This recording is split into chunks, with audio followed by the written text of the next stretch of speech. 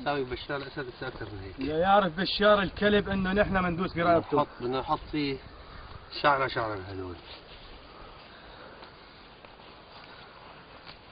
الله خلانا بالطيبين. عش عزيزا او مت وانت كريم. احنا هذا اكلنا اللي بناكله لبين ما حتى نقضي على بشار الاسد الحيوان. البطه. القليل هذا قنفذ اما هذاك طلع بطه. يا ريت بيعبي العين. قرب عليه. هذا لسه مو ناتفين على السوا. شايفه؟ لا يعرف انه نحن بناكله وبناكل الطبيعة معه. صورنا معه. صوبك انت. صورنا يا ابو غيب. شوفوا هاي. توكل والله. علينا نعمل اتكال.